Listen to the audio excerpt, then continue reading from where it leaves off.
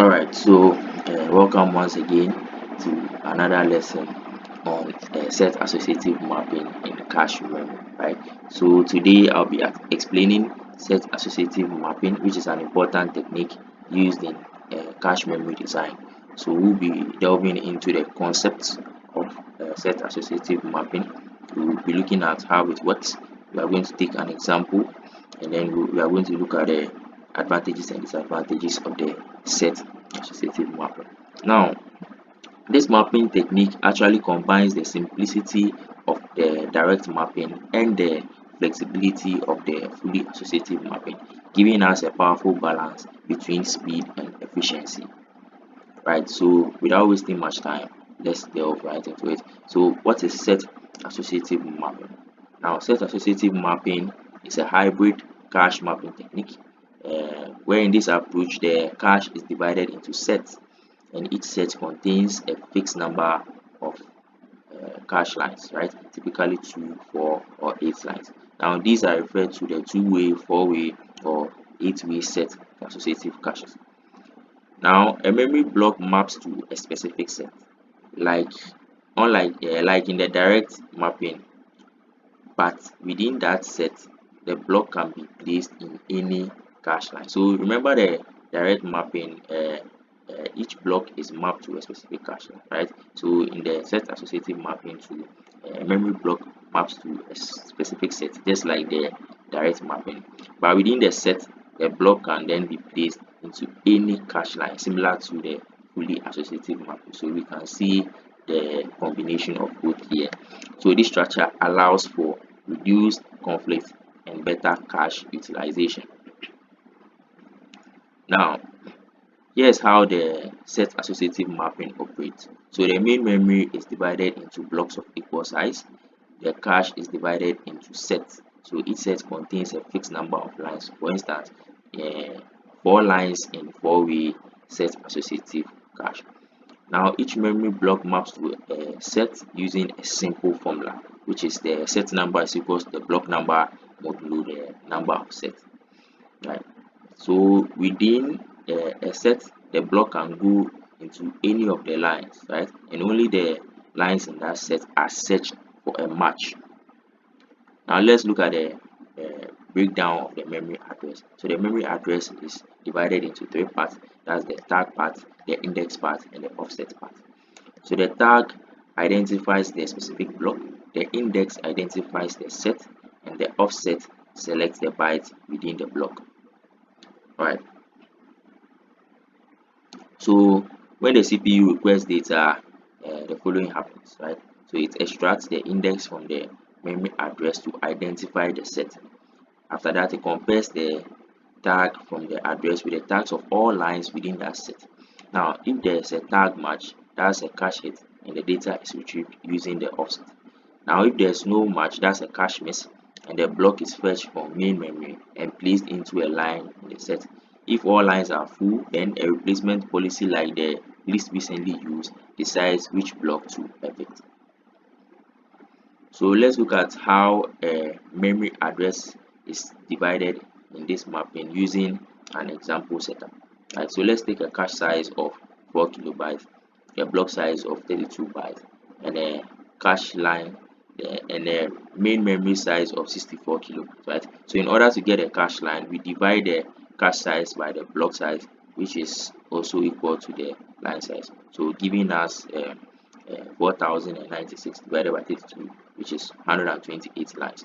Now using the four-way set associative mapping, we are going to have 128 divided by 4, giving us 32 sets, right?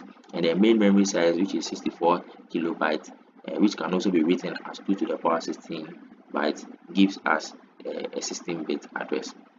So now we break down the 16-bit address into the three parts, right? So the offset, which is log 32 base 2, it gives us the 5-bit, and that's for selecting the bytes inside the block. And then the index, which is log 32 base 2, using the 32 set we got from the four-way associative mapping, gives us 5-bit, which is used for selecting a particular set.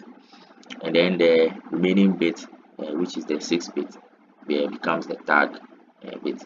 Right? So the address fields are the tag bit will take bits 15 to 10, and then the index bit will take bit 9 to 5, and then the offset bit will take bit 4 to 0.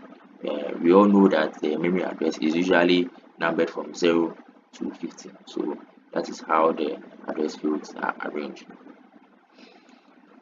All right, so advantages of the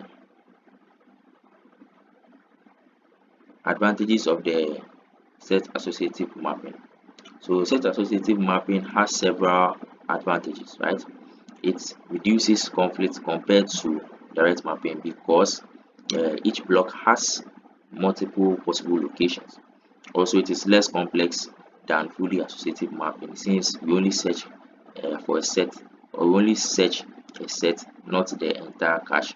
And also, it offers a good balance between performance and hardware cost, making it ideal for modern systems, right? So you can say that it is scalable and efficient for large caches. All right.